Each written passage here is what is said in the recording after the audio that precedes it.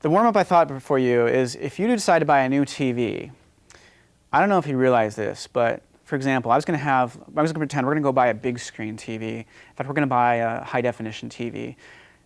I was going to think, let's buy a 53-inch TV. If you go into the store and look at a 53-inch TV, they're not 53 inches wide. In fact, they measure the screen diagonally.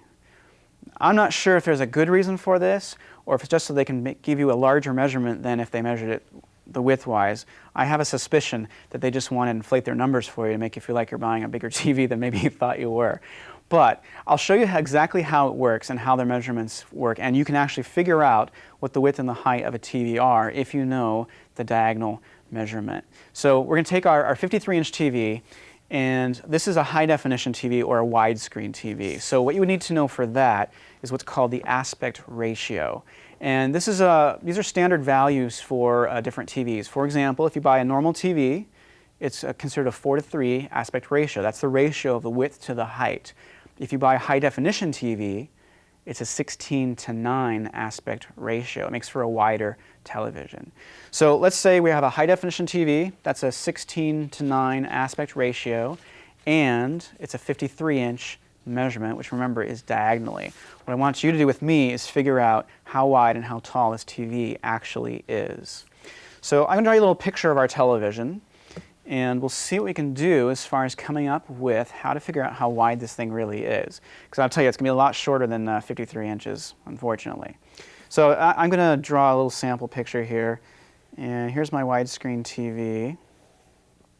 And I have no idea right now what the height and the widths are. So let's put the height and width here. And the only thing I do know is if I measure it diagonally, it's 53 inches.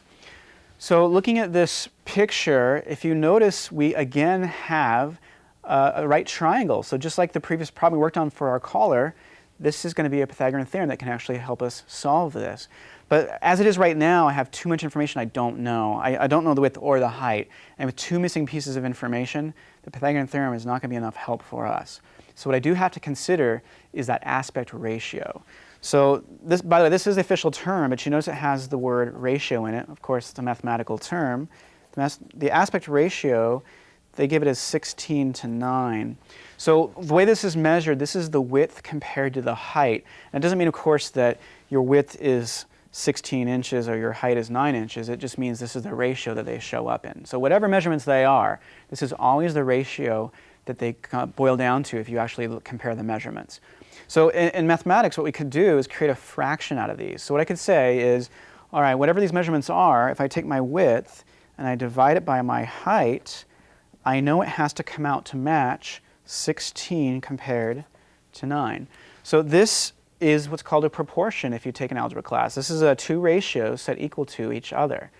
So from here, I can create a relationship between the width and the height. So for example, maybe the quickest way we could make a relationship, I'm going to multiply both sides by h. So on the left, multiply by h. On the right, multiply by h. On the left, they're going to cancel. And on the right, of course, I have my h. But what this does for me is it gives me a relationship from the width to the height. So what I'd like to do, we're going to go ahead and set up a Pythagorean theorem for the triangle that's sitting on my television screen. And then we can use that, I think, to figure out some final measurements for this thing. So what I'm going to do, let's write the Pythagorean theorem down. If you were watching a minute ago, the way the Pythagorean theorem works is you square the two shorter sides and add them, and that has to equal the square of the hypotenuse.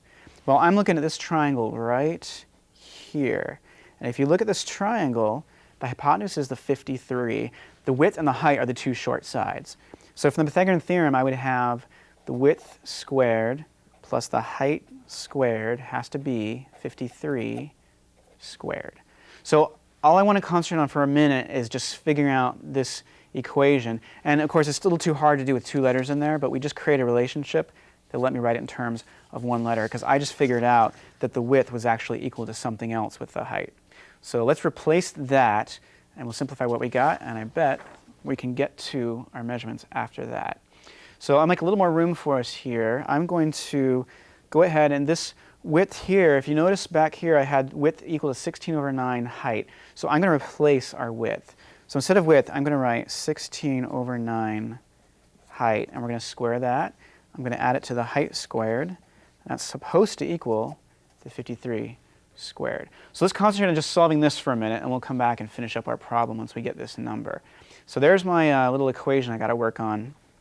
Let's go ahead and square out the 16 and the 9. So that would be 16 squared is 256, 9 squared is 81, and that would be h squared. So I squared the number inside the parentheses, and I squared the variable h. Then I add h squared, and that has to equal 53 squared. I can't do 53 squared in my head, so I looked it up ahead of time, and that was 2809, almost 3,000. So on the left, so here's a little algebra practice for our algebra students. How do you combine these two terms? And we can, because both of them are multiples of h squared. So if you want to combine those into one term, all we'd have to do is add their coefficients. And I know maybe it doesn't look like the second h squared has a coefficient, but really it does. You can imagine if you want a 1 sitting next to the h squared. We don't usually write it, but that's in effect what's sitting there. So what I want to do is add 256 over 81 to 1, and that's going to be my new coefficient of h squared. To do that, though, I need common denominators. So you're getting to practice all kinds of little things in my warm-up here. Now we've got to figure out how to add these fractions. So I need to rewrite the 1 with the same denominator as the first guy. So I got 256 over 81 plus, I'll write 81 over 81. Then we can add these together at least. That becomes, let's see, 256 plus 81, that is 337, I believe. 337 over 81. Once I have these added together, this is my coefficient of h squared. So what happens here, my problem becomes 337 over 81 h squared equal 28, if we can squeeze it in there, 9. So looking at this, how would you get h squared alone? I need to get rid of that fraction that's next to it. So the simplest way is usually to multiply by its reciprocal. So I'm going to do that on both sides. So I want to multiply by 81 over 337, and I want to do that, well, if you want to do that, I have to do it to the right-hand side as well, 81 over 337. So let me simplify what we got left here. On the left, I should have my fractions cancel if we did it right. There, can you see it all? And so I should have h squared on the left, and on the right, I have 2809 times 81 over 337. So I can't do this in my head either, but I will tell you it's approximately, I did it on a calculator, it's approximately, let's see, 675.16. Okay, we are almost done here. All I have left to do is I need to square root both sides. This is just like we did a minute ago on our previous call. So I'm going to have h squared equal approximately 675.16. I'd like to square root both sides. We are allowed to do this. Normally you'd have to consider a positive or negative. We don't have to here because, again, these are measurements. So on the left, the square root undoes my square. I have my height h. And on the right, well, I had to go punch this in a calculator, which I did. It came out to be about 26.0 inches. So there's my height. Now, that was half my question. How would you get the width after this? If you back up my work a little bit, we actually had a relationship between the width and the height. So once I have the height here, if you remember, the width was, I believe it was 16/9 times the height. So if I put this value in, 16/9, 26.0 inches, I multiplied this out on a calculator, and I got about, again, I had to round a little bit, I got about 46.2 inches. So this is the width of the TV, a 53-inch measurement. And you know what? I bet if you go to the store and find a 53-inch widescreen high-definition TV and measure it, I bet you it's pretty darn close to what we just got here. Okay, so a little trig, not a little algebra with our Pythagorean theorem on some ratios and even some adding fractions. And we figured out how they are trying to trick us with their larger TV measurements. These are related to what I did last week, and if you're watching last week, we talked about the Fibonacci numbers, and I mentioned that if you've read the Da Vinci Code, those actually show up in the book. The author of the Da Vinci Code actually mentions these, and it's kind of wrapped up in part of the mystery. Well, there's another mathematical concept linked to those same things, and it's this this special number called the golden ratio. So I was going to show you how this golden ratio comes about and mention a couple of the weird connections, because just like last week, there's some connections with nature and there's some connections with possibly art and architecture and things like that. And it might seem, well, is this too much of a coincidence, or is this actually for real? So I'll show you how the numbers derived, and then if we have time, I'm going to try and handle an email question, and then we'll come back to these numbers. So let me just set up how this number works out for you, and then we'll come back and figure out what the number actually is. Here's the story. This came up a long time ago. I think it was Euclid that did it. The idea was take a segment and cut it somewhere into two pieces, but cut it just right so that if you take these two pieces separately, so I'm going to separate out these two pieces, that they would have the same ratio as you would have with the beginning piece. So in other words, if you cut it just right, you take the big piece here and the small piece here, we would want to cut it just right so that however smaller this one got when you cut it would be the same percentage that you would make smaller to get this third piece you cut. So the question is, what is the magic number? What proportion or what percentage down this length should you cut so that this exact proportion happens? And the answer to that is coming right after this email question. And I mentioned I was going to tell you a little about this special number called the golden ratio that shows up in the Da Vinci Code. So if you've read the Da Vinci Code, there is a little bit of math in there. It's wrapped up in all the mysteries they have going on in that book, and they are making it into a movie. So if you're I don't know, not a reading type, you can wait for the movie, I guess. But it's some interesting math they bring up, and one of them is this golden ratio. And I started to show you a few minutes ago where it came from in the first place. And the idea was, well, I drew a little picture on my math cam for you. And the idea was if you could take a length of I don't know, rope or whatever, and cut it into two pieces just right, so that if you know how much percentage you had to shrink from the original to get to the larger piece you cut, the same percentage would work to shrink from the larger piece to the smaller piece that you cut. And there's only one precise spot that will do this. So you can actually figure this out mathematically. I'll save you the details, but basically you could say, all right, if I cut this one at length y and this one was length x, then that means the total was x plus y. And you can actually form a couple little ratios. So you could say, all right, look at the first two here. The larger one compared to the smaller one in a ratio. This would basically tell you, what percentage, how much percentage larger that original piece was. I want this to match the same ratio as these pieces I cut, the larger one to the smaller one. And then from there, you can, there's some algebra you can do. You can cross multiply, so you can get a little equation like this. And if you work on this equation and solve it, you'll end up doing some nice little algebra. You can have to use a quadratic formula. And you actually end up figuring out that the larger number, the x number, has to be a certain multiple larger than the other number. And it turns out that this is the multiple it has to be. Actually, if you use a quadratic formula, you get two answers. They both look like this. It's 1 plus or minus root 5 over 2. And this gives you two different answers. But the larger one, the 1 plus root 5 over 2, is this famous number called the golden ratio. And it's about 1.618. And I'm saying about because the number, it's actually a weird number. It's infinitely long and it's decimal, and there's no repeating pattern. So there's no fraction that perfectly equals this number. You can only express it as this is its exact form. That's the only option you have. Or as a decimal, you have to round it.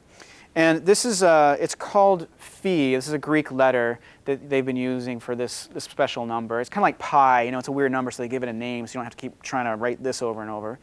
And it has some other, very important sounding names, like the divine proportion or the golden, I can't remember what the other one was. They have these, really important sounding names. And there's these stories that this has shown up in art and history. In fact, if you take this number and make a rectangle out of it. So for example, if you take this exact, ratio and you say, all right, I want to make a rectangle where the length is this number, so about 1.618 times the width. If you make that exact shaped rectangle, it's supposedly, the most pleasing rectangle, for example. They often say that. And there's stories about the ancient Greeks actually on purpose used this rectangle to build some of their old temples, and I don't know, Leonardo da Vinci used it to make the Mona Lisa painting, and the human face fits in here nicely, and there's all kinds of stories. Well, most of them, it's it's up to you whether you want to think that's true or not. There's a lot of debate, and a lot of people think that's not true. I mean, it is a nice rectangle and all. And in fact, an interesting thing you can try is pull out a credit card out of your wallet and measure it, and measure how much larger, as a ratio, the length is than the width. I did it to a credit card I had, and it was darn close to this number. Mine was like 1.59, I think, very close. So obviously, it's a nice rectangle to have, but is it really, you know, that magical or mysterious? Well, this so-called golden rectangle, the cool thing about it is, if you make this, is if you cut a square out of it. So let's say right here I have a perfect square. Then this little rectangle you're left with, if you yank this guy out on his own and look at just that rectangle, it's the exact same shape. So you could do this over and over. You keep cutting a square out of it, and the leftover is like a shrunken version of the original shape. It always has the same proportions. This is like, you know, the perfect number that does this. So I have a few interesting things to show you. I'll show you a couple things real quick, and then we're going to handle a question that just came in. And if I have time, I'll come back and show you some more cool things with this number. But one thing that's weird about this number is it shows up in unexpected places. And so I was going to show you some mathematical formulas that, you know, it's very strange that they would show up to be this number, which, you know, we formed just by cutting up a rope into two pieces, you know. So here's one. For example, if you sit down on a calculator and try and do this forever and ever and ever, well, you can't do that, but do as long as the patience you have. Keep doing this pattern where you do root of 1 plus, and then a root of 1 plus, and then a root of 1 plus, and you keep doing this all day long. If you could do this forever, if you could see what number is going to come out of this, if you continue this process over and over, guess what number you get? Yep, the golden ratio. You get exactly that number, phi. Here's one more before we handle a math question that came in. Try this one. This is a fraction. If you go 1 plus 1 over, and you keep doing that same pattern over and over. So 1 plus 1 over, 1 plus 1 over, 1 plus, et cetera, et cetera, et cetera. Do this forever and ever and ever. Totally different formula, right? Guess what number you get out of it? Golden ratio, same thing. So I was going to try and squeeze in another quick couple things about this strange golden ratio number, and then we'll see if we can get on to another math problem for those of you who might need some help today. So I mentioned, you know, this number we just showed shows up in a couple strange places. Well, another strange place it shows up is the Fibonacci numbers. And if you were watching last week, I showed you what these Fibonacci numbers were, and I'll put them on my screen again here just to remind you. The idea is, these came from a simple little procedure. You started with 1 and 1, and then you just added those to get 2, and each number down the line you say 1 plus 2 is 3, 2 plus 3 is 5, 3 plus 5 is 8, etc. Well, the interesting connection here is if you look how these numbers grow as you go down the list. So for example, you could say, how do I get from 1 to 2? Well, that's twice as big. Okay, how do I get from 2 to 3? Well, that's 1.5 times as big. How to get to 3 to 5? Well, that's not as easy, but I could figure it out by dividing 5 by 3. So if you start looking at the ratios of these numbers to see how they're growing, then you actually start generating a new sequence of numbers like this. And if you go on a calculator, oops, sorry, I did that one backwards. Let's put the 21 on top. Any of these numbers, grab any two in a row. For example, 89 over 55. Go on a calculator and look what those numbers are, and what you'll notice is they get closer and closer to 1.6, 1.8, et cetera, et cetera, et cetera. They actually get closer and closer to this golden ratio number. So the golden ratio number, roughly speaking, measures the growth of the Fibonacci numbers. Another strange connection, right? Well, I'll show you more on that in a few minutes. We have a caller we're going to get to first. So there, I'm baiting you to hang around a little longer and check out some more stuff on the golden ratio. Since we just talked to a guy in a trig class, and we're talking about this golden ratio, I thought I'd show you there is actually a way to get the golden ratio out of trigonometry. And again, it's something you would never expect. And yes, there are reasons why it works. It's not a total coincidence. But when you first look at it, you think, like, how's this going to happen? If you take 2 cosine of 36 degrees, so if you've had some trigonometry, this is a trig function. Put 36 degrees in, take the cosine and double it. Guess what you get? You get exactly the golden ratio. So this is about 1.618.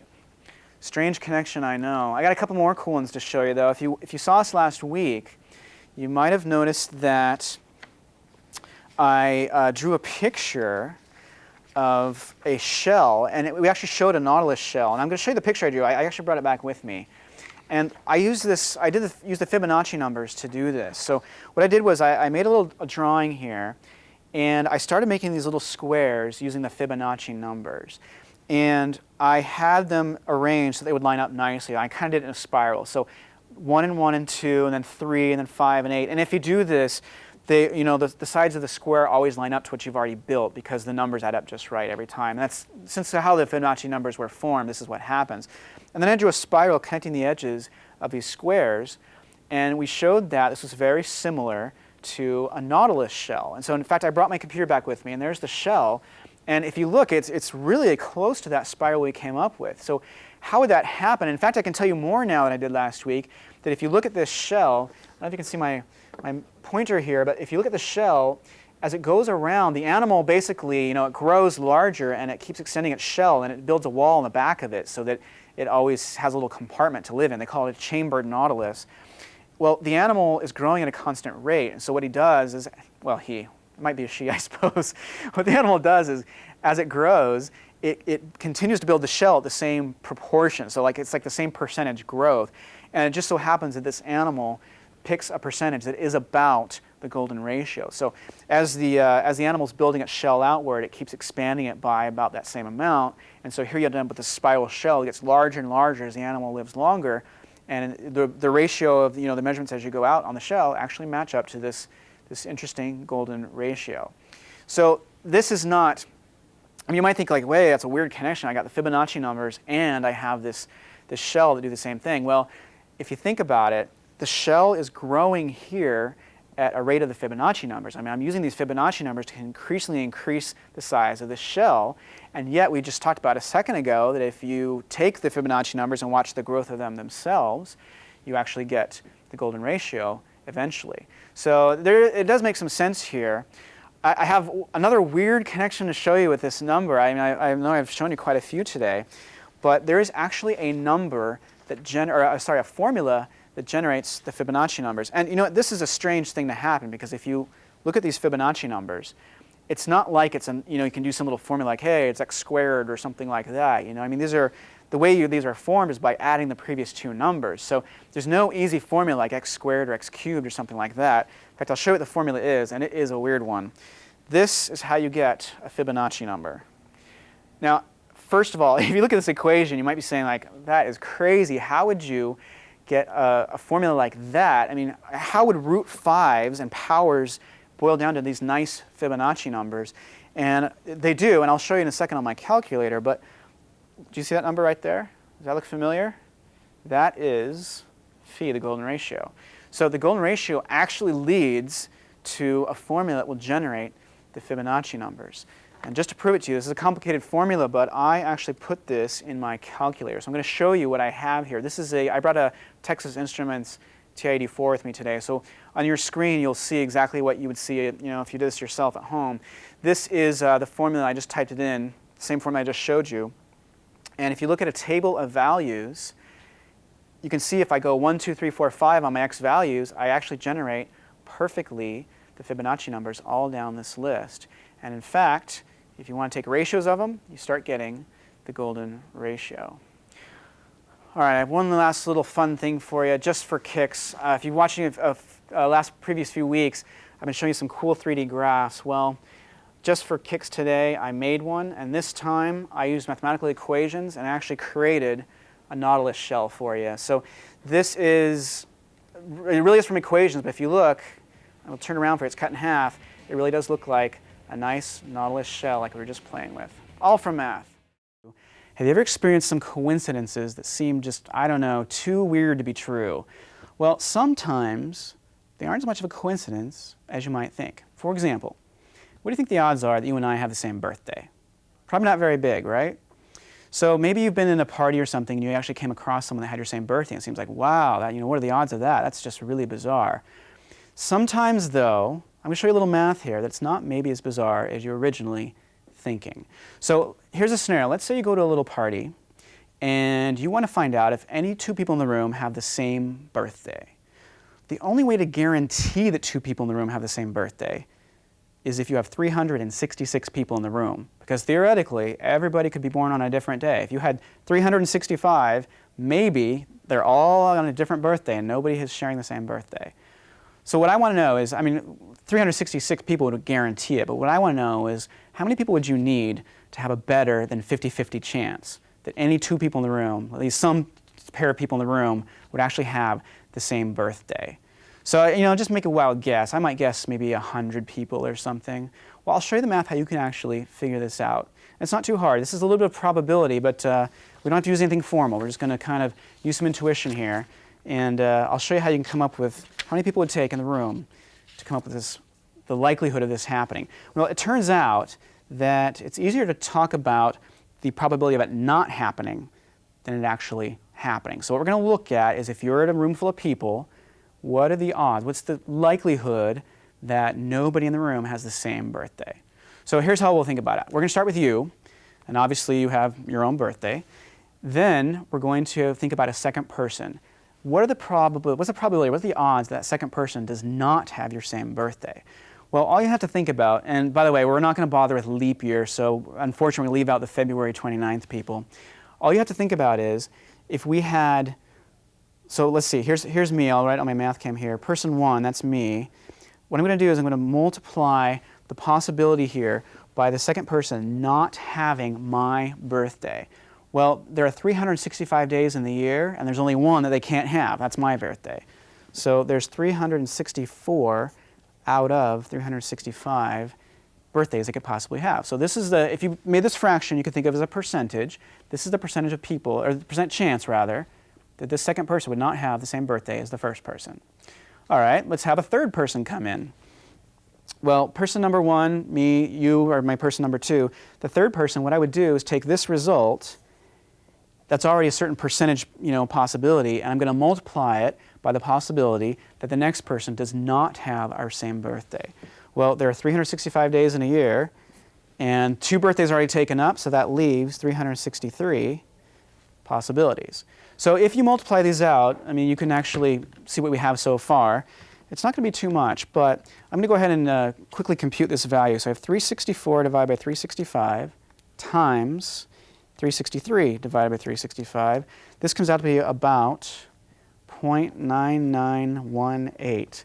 That's a 99.18% chance that we do not have the same birthday. So that means if you take that away from 100%, it's less than a 1% chance that we actually, 2 of us do have the same birthday. That's not very good.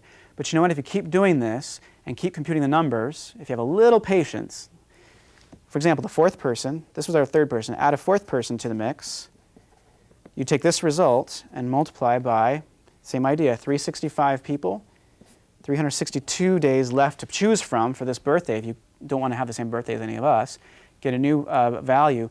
If you keep doing this down the list, you might be surprised that at only 23 people, you get about 50%. That's a 50% chance of not having the same birthday. If you take it away from 100%, that's about a 50% chance that 2 people would have the same birthday. So actually, a room full of only 23 people would have a probability of 2 people having the same birthday. That seems very counterintuitive to me. Seems very unlikely, too good to be true. So I don't know, maybe you can place a little bet with your friends next time, see if any 2 people in the room have the same birthday. And by the way, if you want to take a little more patience and keep doing this, it turns out, I had a little patience this morning, so I did a whole bunch of these. With 30 people in the room, there's more than 70% chance you have 2 birthdays that are the same. And if you go up to 50 people, there's a 97% chance 2 people have the same birthday. Almost guaranteed with only 50 people.